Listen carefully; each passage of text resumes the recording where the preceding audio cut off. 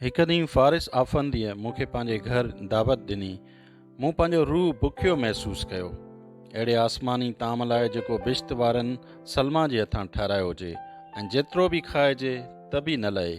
हीउ उहो ताम हो जेको अरब जे कैस दानीअ ऐं साफ़कूअ जहिड़ा शख़्स चखे चुका हुआ। अहिड़ो ताम जन्नत जूं हूरूं चुमियुनि जो मिठाण ऐं लुड़कनि जी चहिराण मिलाए तयारु कंदियूं आहिनि। आउं जीअं ई फ़ारिस आफ़ंदी जे घर पहुतुसि त सलमा खे बाग़ में वण सां टेक ॾेई वेठल ॾिठुमि। उहा सफ़ेद रेशमी लिबास में मूंखे कुंवार लॻी। ख़ामोशी ऐं अदब सां आउं संदसि भर में वेही रहियुसि, ॻाल्हाए कोन पए सघियुसि, सो ख़ामोशीअ खां कमु वरितुमि, जेका दिलि जी ज़ुबान आहे। पर जल्दी महसूसु कयुमि त सलमा मुंहिंजो बेआवाज़ सॾु ॿुधी वरितो आहे ऐं मुंहिंजे अंदर जे उद्मनि खे अखियुनि सां महसूसु करे वरितो आहे। थोरी देरि में ई पीर मर्द अची वियो ऐं हमेशह वांगुरु ॾाढे कुर्ब सां मिलियो ऐं मूं तरफ़ हथु वधाई त ईअं महसूसु थियुमि त ॼण उन ई इसरार जी सलामती लाइ दुआ घुरंदो हुजे जंहिं मूंखे ऐं संदसि धीअ खे पाण में मिलायो हो। पोइ हिन चयो त मानी तयारु आहे मुंहिंजा बछड़ो, अचो त गॾिजी खाऊं ऐं असां संदसि पोयां लॻासीं। सलमा जी अखियुनि में चमक हुई जो संदसि पीउ असांखे पंहिंजा बछड़ा चई प्यार में हिकु नओं तासुर पैदा करे विधो हो। असां टेबल ते वेही ॾाढे मज़े सां मानी खाई रहिया हुआसीं ऐं पुराणे शराब जा ढुक भरे रहिया हुआसीं ऐं मुस्तक़बिल जी दुश्वारियुनि बाबति सोचे रहिया हुआसीं। टे इंसान फ़िक्र जी दुनिया में अलॻि अलॻि पर प्यार जी दुनिया में ॻंढिया पिया हुआ। अहिड़ा टे इंसान जेके मासूम ऐं सादा हुआ, जज़्बाती वधीक ऐं चालाक घटि हुआ। उहो ड्रामो टिनि फ़र्दनि जे विच में थी रहियो हो। हिकु पीर मर्द जंहिंखे पंहिंजी धीअ सां बेहद प्यार हो, हिकु 20 सालनि जी दोशीज़ा जंहिंखे मुस्तक़बिल जो फ़िक्र हो ऐं हिकु नौजवान जेको अक्सर सपननि जी दुनिया में रहंदो हो, जंहिं अञा ताईं ज़िंदगी जे शराब जो मज़ो न चखियो हो ऐं चाहियां ई थी त प्यार ऐं ॼाण जी दुनिया में इंतिहा ताईं पहुचे, पर अञा ताईं हू पंहिंजो पाण खे संभालण जे क़ाबिल न हो। निमा शाम जी महिल अकेले घर में वेही असां ॾाढे मज़े सां खाई पी रहिया हुआसीं। ईअं पिए लॻो त ॼण जन्नत वारा असांजी हिफ़ाज़त करे रहिया हुजनि, पर असां अणॼाण हुयासीं। हाय असांजे गिलासनि जी तरे में तलखीअ ऐं पीड़ा जहिड़ियूं शयूं लिकियल हुयूं जिन जी असांखे ख़बर कान हुई। जीअं असां खाई पी वांदा थियासीं त हिकु ख़ादमा अची ॿुधायो त फ़ारिस आफ़ंदी असां को मिलण आयो आहे। केरु आहे? पीर मर्द पुछो। वॾे पादरीअ जो कासिद आहे, ख़ादमा जवाबु ॾिनो। थोरी देरि ख़ामोश रही पोइ हिन पंहिंजी धीअ ॾांहुं ईअं निहारियो जीअं को पैगंबर खुदाई राज़ मालूम करण लाइ आसमान ॾांहुं नज़र खणे। जीअं ख़ादमा ॿाहिरि वई, चमकंदड़ लिबास में हिकु शख़्स जंहिंजूं मुछूं वेठल हुयूं ज़ाहिर थियो। हिन पीर मर्द खे अदब सां सलाम कयो ऐं चयाईं त मुंहिंजे आका वॾे पादरीअ अव्हां ॾे मोकिलियो अथमि ऐं संदसि बगी पिणु अव्हां लाइ मोकिली अथई। शायदि का ज़रूरी ॻाल्हि अव्हां सां करणी अथसि। पीर मर्द जो मुंहुं कोमाइजी वियो ऐं मुंहं तां मुर्क उॾामी वियसि। थोरी देरि सोचे मूंखे चयाईं त उमेदु अथमि मुंहिंजे वापसि अचण ताईं तूं हिते तरसंदे, जीअं सलमा खे अकेलाईअ जो अहसासु न थिए। उहो चवंदे सलमा ॾे मुंहुं करे मुर्कंदे संदसि रज़ामंदी मालूम कयईं। सलमा हाओकार कई, पर संदसि ॻल हिजाब खां गुलाबी थी विया ऐं सुरीले आवाज़ में जवाबु ॾिनई त बाबा, आउं पंहिंजे महिमान खे ख़ुशि रखण जी कोशिशि कंदसि। पीर मर्द रवानो थियो त पीउ ऐं कासिद खे तेसीं ताईं ॾिसंदी रही जेसीं ताईं गाॾी ग़ाइबु न थी वई। उन खां पोइ साए रंग वारे मखमल जी दीवान ते मुंहिंजे साम्हूं अची वेठी, ॼण साई टारीअ में चंबेलीअ जो गुल। शायदि कुदरत जे तरफ़ां इहा राति असांखे उन घर में गॾु गुज़ारणी हुई जिते ख़ामोशी, प्यार, हुस्न ऐं आरज़ूअ जहिड़ा जज़्बा अची गॾु थिया हुआ। असीं हिक ॿिए जे ॻाल्हाइण जो इंतज़ारु करे रहिया हुआसीं ऐं ख़ामोश थी वेही रहियासीं। किन बि ॿिनि आत्माउनि खे हिक ॿिए सां ॻाल्हाइण लाइ गुफ़्तगू जी ज़रूरत न हूंदी आहे। ॿिनि दिलनि खे ॻंढिजण लाइ आवाज़ या लफ़्ज़नि जी ज़रूरत न हूंदी आहे। दिलनि जे ॻांढापे में ख़ामोशी ज़बान ऐं चपनि खां वधीक किरदारु अदा कंदी आहे ऐं ख़ामोशी हक़ीक़त में दिलनि खे हिक ॿिए जो वेझो आणींदी आहे। इहा ख़ामोशी इंसान खे जिस्मानी क़ैद मां आज़ादु करे लामहदूद रूहानी फ़िज़ा यानी नाह में आणियो बीहारे, जिते मादियत क़ैद ऐं बंदि महसूसु थींदी ऐं हीअ दुनिया ॼण जलावतनी लॻण लॻंदी आहे। सलमा जीअं ई नज़र मथे खईं संदसि अखियुनि दिलि जो राज़ खोले छॾियो ऐं पोइ पंहिंजे तरनम आवाज़ में चयाईं त अचु त बाग़ में हली वियूं ऐं ॾिसूं त चंड कीअं थो जबलनि जे पुठियां ज़ाहिर थिए।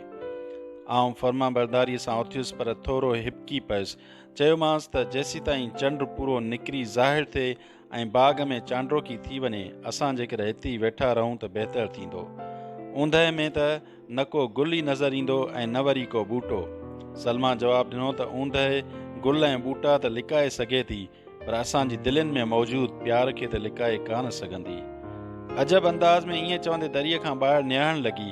मां ख़ामोशीअ सां संदसि चयल लफ़्ज़नि ते गौर करण लॻुसि ऐं सचाई सां हर लफ़्ज़ जी तौर तक करण लॻुसि। ऐं सलमा मूंखे ईअं ॾिसण लॻी ॼण अदा कयल लफ़्ज़नि ते पछताईंदी हुजे ऐं नज़र सां लफ़्ज़नि जो असरु ज़ाया करण जी कोशिशि कंदी हुजे, पर बजाए ज़ाया थियण जे उहो असरु मुंहिंजी दिलि ते हमेशह लाइ वेही वियो ऐं मरण घड़ी ताईं रहंदो। हर जमाल ऐं अज़मत हिन दुनिया में असांजे ख़्याल या अंदर जे जज़्बे जी पैदावार आहे। हर उहा शइ जेका अॼु असां ॾिसूं था, पंहिंजे ज़हूर खां पहिरीं कंहिं मर्द जे ज़हन जो ख़्याल या कंहिं औरत जी दिलि जी धड़क जी पैदावार आहे। इहे सभई खूनी इनकलाब जिन्हनि इंसान जे ज़हन खे आज़ादी तरफ़ मोड़ियो आहे, कंहिं फ़र्द वाहिद जे ख़्याल जी पैदावार आहिनि। हिकु ख़्याल, अहिड़ो ख़्याल जेको हज़ारे दिलनि में हूंदो आहे। उहे जंगियूं जिन वॾियूं वॾियूं बादशाहियूं ड्राए फिटियूं कयूं, फ़र्द वाहिद जे ख़्याल सबबु लॻियूं। इहा बालातर तालीम जेका इंसानी तारीख़ जो रुख मोड़े छॾींदी आहे, कंहिं अहिड़े शख़्स जे ख़्यालनि सबबु हूंदी आहे जेको पंहिंजी आला ज़हानत सबबु ॿियनि खां मुख़्तलिफ़ हूंदो आहे। मिस्र जे अहरामनि जो वजूदु अहिड़े ख़्याल सबबु आहे। अहिड़ो ई हिकु तसवुर तव्हांखे हिकु राति में तसवुफ़ जे मेराज ते पहुचाए छॾींदो ऐं अहिड़ी ई हिकु औरत जी निगाह अव्हांखे दुनिया जी ख़ुशकिस्मत तरीन शख़्स बनाए छॾींदी ऐं कंहिं मर्द जे वातां चयल अहिड़ो ई जुमिलो फ़रेबी या अमीरीअ जी इंतिहा ताईं पहुचाए छॾींदो।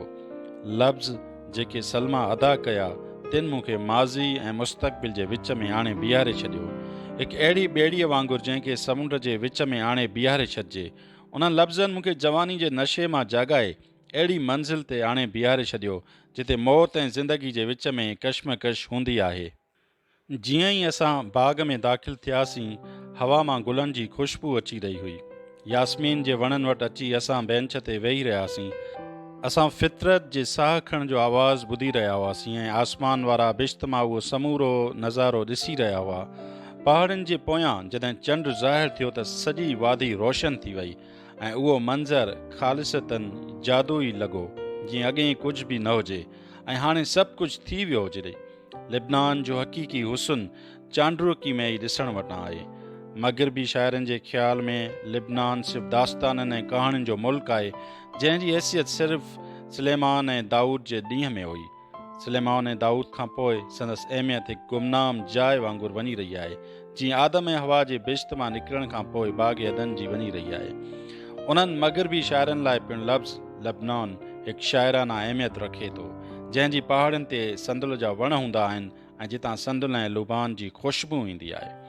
हीअ संग मरमर ऐं पितल सां जड़ावत थियल लाज़वाल इमारतुनि जी यादि ताज़ी करे छॾे ऐं हरणनि जे उन्हनि धणनि जी पिणु यादि ताज़ी करे छॾे जेके आज़ादीअ सां सरसब्ज़ वादियुनि में चरंदे केतिरा न सुहिणा लॻंदा आहिनि। उन ई राति लिबनान मूंखे पिणु हिकु शाइर जे ख़्वाब वांगुरु महसूसु थियो। शयुनि जी ख़ूबसूरती ऐं उन्हनि में कशिश इंसान जे पंहिंजे जज़्बनि ते मदार रखे थी। इंसान जेकॾहिं ख़ुशि हूंदो त हर शइ पई वणंदसि ऐं जे नाख़ुशि हूंदो त कुझु बि कोन वणंदुसि, जंहिंजो मतिलबु उहो थियो त कशिश, हुस्न ऐं जमाल जहिड़ा जज़्बा इंसान जे पंहिंजे मन में लिकल आहिनि। चंड जा किरणा जॾहिं सलमा जी ॿाहुनि ऐं गीची ते पिया त उहे ख़ूबसूरत मूर्तीअ वांगुरु लॻण लॻी, जंहिंखे हुस्न ऐं प्यार जी देवीअ कंहिं पूॼारी ॼण वॾे प्यार सां ठाहियो हुजे। सलमा मूं ॾे नज़र खईं ऐं चयाईं त ॻाल्हाई छो कोन थो, ईअं ख़ामोश छो आहीं, पंहिंजी माज़ीअ बाबति कुझु ॿुधाए। ऐं मुंहिंजी ख़ामोशी ओचितो ख़तमु थी वई ऐं पंहिंजा चप चोरियमि। चयोमांसि त छा तो उहो सभु कुझु कोन ॿुधो आहे जेको आउं बाग़ में दाख़िल थियण खां पोइ चई चुको आहियां। ॿिन्ही हथनि सां मुंहं खे लिकाईंदे तरमुनी आवाज़ में चयाईं त सभु कुझु ॿुधो अथमि ऐं चङी तरह ॿुधो अथमि। मां राति जी तनाई जी आह बि ॿुधी वरिती ऐं ॾींहं जी चीख ऐं पुकार बि ॿुधी वरिती। आउं सोचणु लॻुसि त हा, इहा दिलि जेका गुलनि जूं सरगोशियूं ऐं ख़ामोशी जो राग ॿुधी सघनि थियूं, सा कीअं न मुंहिंजे रूह जी पुकार ॿुधी सघंदी। पंहिंजे माज़ी ऐं पंहिंजे वजूद खे विसारींदे वराणियोमांसि त सलमा, मां बि सभु कुझु ॿुधो पए ऐं उहो नगमो बि ॿुधो वरितमि जेको आफ़रीन काइनात बि आहे ऐं दुश्मन हयात बि आहे, जंहिंजे साज़ जे आवाज़ सां ई काइनात ॾकी सघे थी। ऐं इहे लफ़्ज़ ॿुधंदे ई हिन पंहिंजूं अखियूं बंदि करे छॾियूं ऐं चप बकोड़े वरिता, पर मां संदसि चहिरे ते उहा मुर्क ॾिसी वरिती जंहिंमें ग़म ऐं ख़ुशी जो गॾियल तासुर हूंदो आहे। सलमान चयो त हाणे ख़बर पयमि त का शइ आसमान खां बि वधीक बुलंद थी सघे थी ऐं समुंड खां वधीक ऊनी, मौत ऐं ज़िंदगी खां वधीक अजीब ऐं ग़रीब थी सघे थी। उन ई वक़्तु सलमा मूंखे हिकु दोस्त खां वधीक प्यारी, भेण खां वधीक अज़ीज़ ऐं माशूक खां वधीक मिठी लॻी। उहा मुंहिंजी दिलि में हिकु बुलंद ख़्यालु, हसीन तसवुर ऐं नाज़ुक अहसासु बणिजी वई। उहो सोचणु ग़लति आहे त प्यारु को डिघो तालुक़ु रखणु या का इश्क बाज़ी करण सां थींदो आहे। हीउ हिकु अहिड़ो नातो आहे जेको जेकॾहिं थियण ते अचे त हिकु घड़ीअ में बि थी वेंदो, न त भली सदियूं गुज़री वञनि तॾहिं बि न थी सघंदो।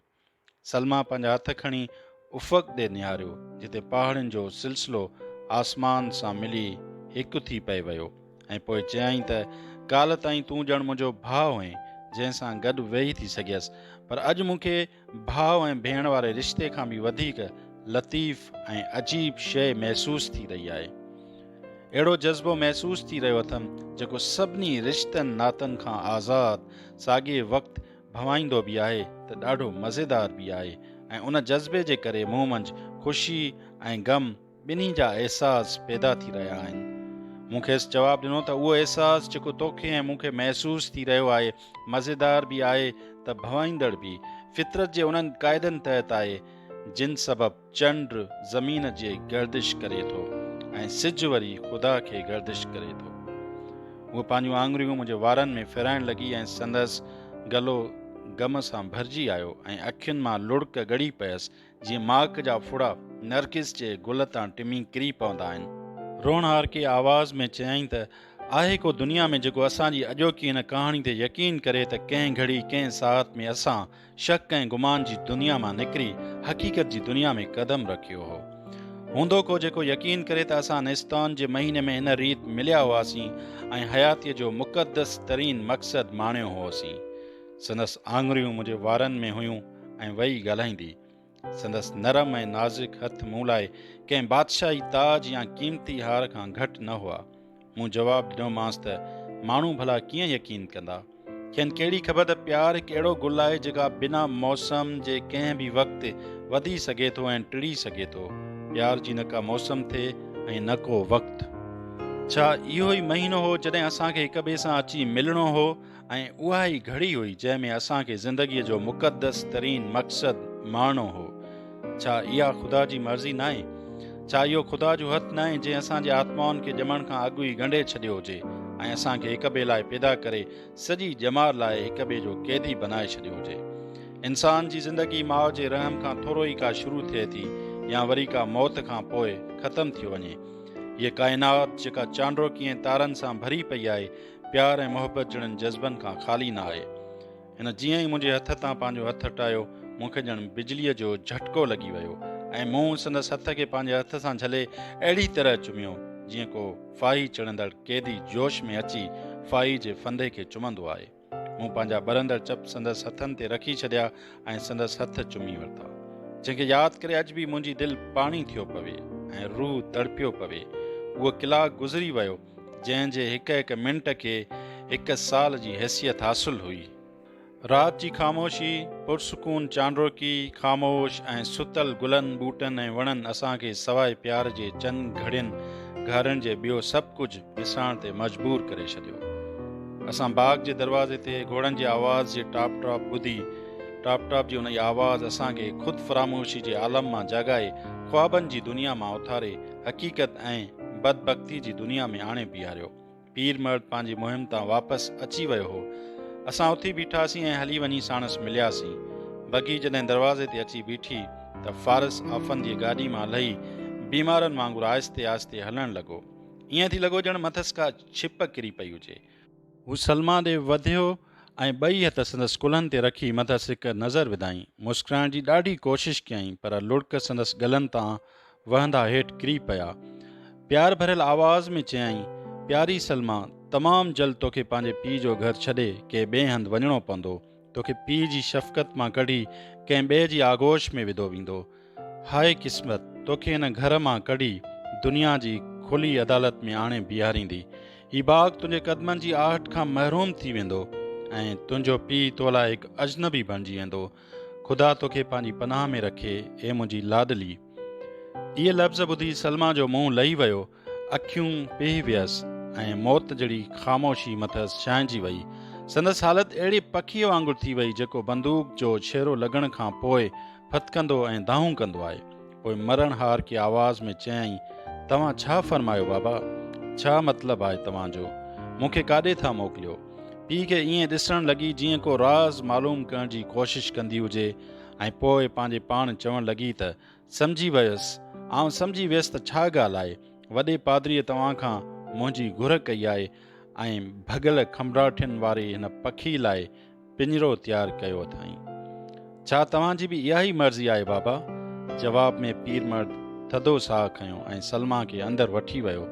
आउं उते ई बीठो रहियुसि। परेशानी ऐं मुंझारे सबबु अहिड़ी हालत थी वियमि जीअं खिज़ां जी मौसम में लुक लॻण करे वणनि जे पननि जी थींदी आहे। पंहिंजी परेशानी खे लिकाईंदे आउं पिणु संदन पुठियां कमरे में दाख़िल थियुसि। पीर मर्द सां हथु मिलाए मोकिलायमि ऐं सलमा ते हिकु नज़र विझंदे ॿाहिरि निकिरी आयुसि। अञा बाग़ जे दरवाज़े वटि मथि पहुतुसि त पीर मर्द खे सॾींदे ॿुधुमि ऐं पोइ ते मोटी आयुसि। हिन मुंहिंजो हथु पंहिंजे हथनि में झलींदे चयो, मूंखे माफ़ु कजांइ मुंहिंजा पुटड़ा, तुंहिंजी अॼोकी शाम मूं लुड़क वहाए बर्बादु करे छॾी। पर अचिजांइ ज़रूरु जॾहिं मुंहिंजे घर वीरान थी वञे ऐं आउं अकेलो रहिजी वञा। मुंहिंजा पुटड़ा, जवानी ऐं पीरी में वॾो फ़र्क़ु आहे। एतिरो फ़र्क़ु आहे जेतिरो ॾींहुं राति में फ़र्क़ु आहे। पर मूंखे उमेदु आहे त तूं मूं वटि ईंदो रहंदे ऐं जवानी जा उहे ॾींहं यादि ॾियारींदो रहंदे जेकी तुंहिंजे पीउ सां गॾु गुज़ारिया हुअमि। तूं मुंहिंजो दास्तान दोहिराईंदे, अहिड़ी ज़िंदगी जो दास्तान जंहिं मूंखे कॾहिं बि पंहिंजो न सम्झो। जॾहिं सलमा हितां हली वेंदी ऐं अकेलो थी वेंदुसि त छा तूं मूं वटि न ईंदे? जीअं ई हिन इहे लफ़्ज़ चया, मूं ख़ामोशी सां साणसि हथु मिलायो ऐं संदसि अखियुनि मां वहंदड़ लुड़क मुंहिंजे हथनि ते किरी पिया। आउं कंधु हेठि करे खेसि ॿुधंदो रहियुसि। मूं कुझु चवणु चाहियो थी पर चई न सघियुसि। मुंहिंजी दिलि दर्द सां भरिजी आई। जीअं कंधु मथे खयुमि, हिन पिणु मुंहिंजी अखियुनि में लुड़क ॾिसी वरिता। मुंहिंजी पेशानीअ ते चुमी ॾींदे ख़ुदा हाफ़िज़ कयईं ऐं चयईं त ख़ुदा हाफ़िज़ मुंहिंजा पुटड़ा। हिकु पीर मर्द जे अखियुनि मां टिमियल लुड़क कंहिं नौजवान जे टिमियल लुड़क खां वधीक असर वारो थिए थो, छाकाणि जो संदसि पीरी रहियल सहल कसर बि पूरी करे छॾे। हिकु नौजवान जो टिमियल लुड़क माक जे उन फुड़े वांगुरु आहे जेको टिमी हेठि किरंदो आहे ऐं हिकु पीर मर्द जो ॻढ़ियल लुड़क वण जे उन ई पीले पन जीअं आहे जेको लुक लॻण करे छणी पवंदो आहे। फारिस आफ़ंदी जे घर मां निकिरण खां पोइ सलमा जे आवाज़ जा पड़ला मुंहिंजे कननि में ईंदा रहिया। संदसि सोभिया जो हार पंहिंजी गिचीअ में अञा ताईं महसूसु पिए थियुमि ऐं संदसि पीउ जा वाहियल लुड़क मुंहिंजे हथनि तां आहिस्ते आहिस्ते ख़ुश्क थी रहिया हुआ।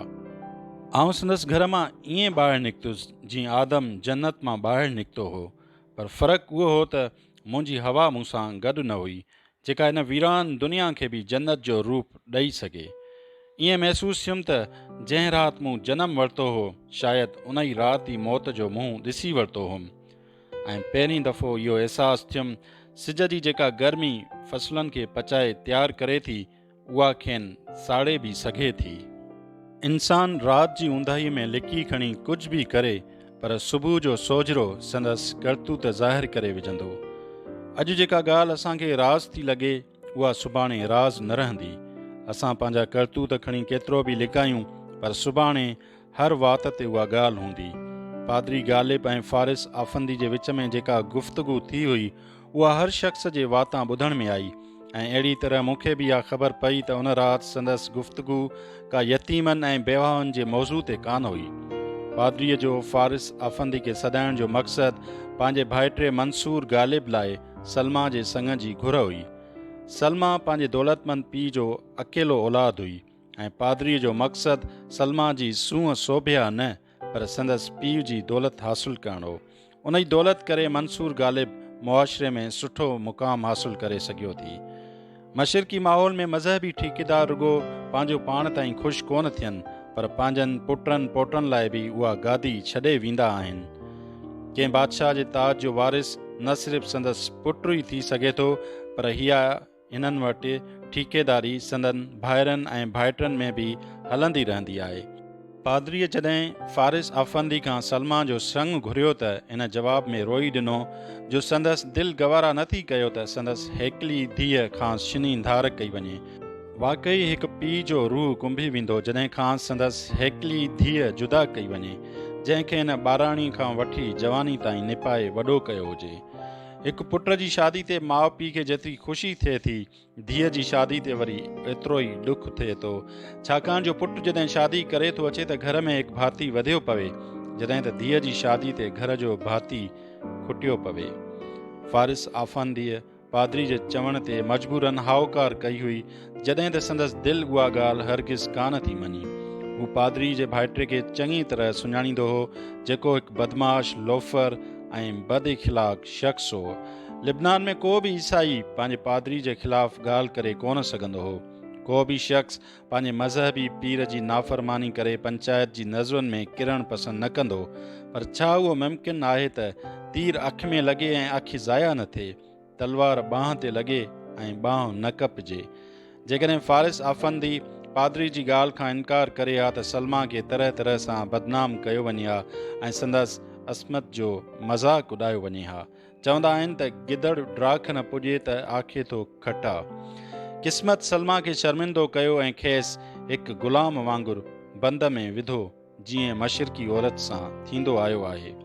जॾहिं त हूअ मोहबत जे पहिरें पहर में प्यार जे सफ़ेद परनि ते चंड जी चांड्रोकी ऐं गुलनि जी हुबकार में उॾामी चुकी हुई।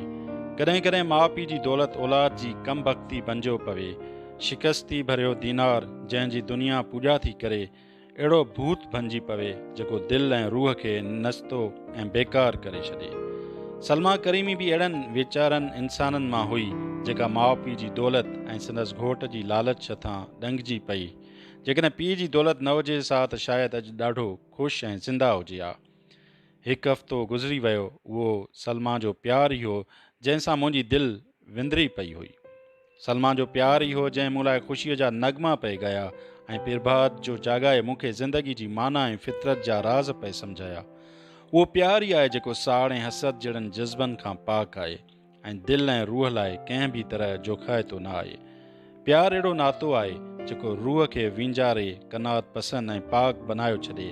प्यार जी बुख जॾहिं पूरो थियो वञे त इंसान में सखावत जहिड़ो जज़्बो बेदार थियो पवे। प्यार हिकु अहिड़ी कोमलता आहे जेका बिना कंहिं तकरार जे बि उमीद जहिड़ो जज़्बो जाॻायो हुजे, ज़मीन खे जन्नत बनाए छॾे ऐं ज़िंदगीअ खे हिकु सुहाने ख्वाब जो रूप बख़्शियो छॾे। सुबुह जो सवेर उथी जॾहिं सायनि बनियुनि में वेंदो हुयुसि त मूंखे फितरत जो अबदी रूप नज़र ईंदो हो ऐं समुंड जे किनारे सामूंडी लहरुनि मूंखे अबदी गीत ॿुधाईंदियूं हुयूं। घिटियुनि ऐं रस्तनि ते घुमंदे फिरंदे आस पास लंघंदड़ इंसाननि मां ज़िंदगीअ जो हुस्न ऐं हिकु चमक नज़र ईंदी हुअमि। उहे ॾींहं आसमान में लंघंदड़ कंहिं बादल जीअं गुज़री विया ऐं फ़क़ति ॾुख ऐं यादूं छॾे विया। उन्हनि अखियुनि सां जिन ज़िंदगीअ जो हुस्न ऐं झलक नज़र आई हुअमि, हाणे अंधोकार थी नज़र आयो। उहे ई कन जिन सां सामूंडी लहरुनि खां ज़िंदगीअ जा नगमा ॿुधा हुअमि, हाणे मूंखे सामूंडी लहरुनि जा रांभा ऐं रणियूं ॿुधण में अचण लॻियूं। रूह जंहिंसां मूंखे काइनात जे हुस्न ऐं ख़ूबसूरती जो अहसासु थियो हो, सो मायूसी ऐं नाकामी जहिड़नि अहसासनि सां ज़ख़्मी थी चुको हो। सवाइ उन्हनि चंद गुज़री वियल प्यार जी घड़ियुनि जे का बि शइ ख़ूबसूरत कान थी लॻियमि। हाणे फिराक जूं रातियूं मूं लाइ तलख़ तरीन थी पयूं हुयूं। जॾहिं पंहिंजो पाण खे क़ाबू करे न सघियुसि त हिकु ॾींहुं सलमा जे घर हलियो वियुसि। सलमा जे घर जेको हाणे प्यार ऐं हुस्न जी क़बर बणिजी चुको हो। जीअं ई संदसि दर लंघियुसि त महसूसु थियुमि त ॼण का पुरस्रार ताक़त हिन दुनिया खां परे धिकींदी हुजे ऐं हिन तलख़ ऐं मुशक़त वारे जहान मां खणी के ॿिए जहान में रखंदी हुजे। हिकु अहिड़े शख़्स वांगुरु जेको ग़ैब जो इल्मु रखंदो हुजे, मूं पंहिंजो पाण खे गुलनि ऐं वणनि में बीठल ॾिठो। जीअं ई घर जे दर ते पहुतुसि त सलमा खे उन यास्मीन जे वण हेठां साॻी बेंच ते वेठल ॾिठुमि जिथे हिकु हफ़्तो अॻु असां हिकु राति वेठा हुआसीं। उहा राति जेका परवरदिगार मुंहिंजी ख़ुशी ऐं साॻे वक़्तु ग़म जी शुरूआति लाइ मुक़ररु कई हुई, हू न का चुरी न वरी कुशी। जीअं ई आउं वटसि पहुतुसि ईअं लॻुमि जीअं दिलि जे गुबार खां सफ़ा बेख़बर हुजे, ऐं आउं वञी वटसि वेठुसि त थधो साह खणी मूं ते हिकु निगाह विधाई ऐं पोइ कंधु मथे खणी आसमान ॾांहुं निहारणु लॻी। घड़ी खनि जी सांत खां पोइ मुंहिंजो हथु पंहिंजे हथ में वठी मरणहार की आवाज़ में चयईं, मूंखे ॾिस त सही मुंहिंजा दोस्त, मुंहिंजे मुंहं मां उहा सभु कुझु पढ़ण जी कोशिशि कर जेको तूं ॼाण चाहीं थो ऐं मां बयानु करण खां क़ासिर आहियां। मूं ते थोरी नज़र कर ए मुंहिंजा महबूब, मूं ते थोरी नज़र कर मुंहिंजा भाउ। मूं मथसि नज़र विधी संदसि उहे अखियूं ॾिठुमि जिन में हिकु प्यार भरी मुस्कुराहट हुई ऐं बुलबुल जे पर वारी शंकार हुई। उहे अखियूं ईअं ॾुख ऐं दर्द सां भरियूं सुझियूं पियूं हुयूं। संदसि मुंहुं जेको सोसन जे गुल वांगुरु टिड़ियल रहंदो हो, अॼु सफ़ा हेडरो ऐं कोमायल हुयो। संदसि चप गुलाब जे खुड़ंदड़ उन ई मुखड़ीअ वांगुरु कोमाइजी विया हुआ जंहिंजी ॾांढी सिरह जी हवा भनी छॾी हुजे। संदसि हरणी जहिड़ी ॻिची हाणे ईअं पई लॻे जीअं घणे वक़्त ताईं संदसि मुंहं जो वज़न बर्दाश्त न करे सघंदी। मूंखे सलमा जे मुंहं में उहे तब्दीलियूं नज़र आयूं, पर उहो सभु कुझु मूंखे उन ई ककर वांगुरु लॻो जेको थोरे वक़्त में चंड हेठां लंघी वेंदो आहे ऐं पोइ वधीक सुहिणो ऐं चमकंदड़ नज़र ईंदो आहे। नज़र जी उहा झलक जेका अंदर जे उद्मन खे ज़ाहिर करे थी, हिकु ख़ूबसूरत चहिरे खे वधीक सोभिया बख़्शियो छॾे। पोइ खणी उहा उद्मा दुख ऐं सूर जा छो न हुजनि। उहे चहिरा जेके ख़ामोशी में को बि तासुर न ॾेई सघनि, ख़ूबसूरत नसदबा शीशे जे गिलास मां शराब जो रंग केॾी न कशिश रखे थो। उन ई शाम सलमा ज़िंदगी जी मिठाण ऐं कोड़ाण मां ठहियल हिकु जाम वांगुरु पे नज़र आई, बिल्कुलु बेख़बर। उहा अहिड़ी मशरक़ी औरत जो मिसाल हुई जेका कॾहिं बि अबाणो घर छॾण लाइ तयारु न थींदी जेसीं ताईं खेसि मुड़ुस जी ग़ुलामीअ में विधो न वञे, जेका माउ जी शादीअ खां कॾहिं बि अलॻि थियणु पसंदि न कंदी जेसीं ताईं खेसि ससु जी खैराई उहो करण लाइ मजबूर न करे। मां सलमा जे कोमायल मुंहं खे तेसीं ताईं ॾिसंदो रहियुसि जेसीं ताईं वञी उहो महसूसु थियुमि त हाणे वक़्तु पूरो थी चुको आहे ऐं काइनात उॿाटिजी चुकी आहे। मां फ़क़ति संदसि रोशन अखियूं ॾिसी सघियुसि जिन केतिरी देरि खां मूंखे ॾिठो पए ऐं संदसि ॾकंदड़ हथ महसूसु कयमि जंहिंमें मुंहिंजो हथु हो।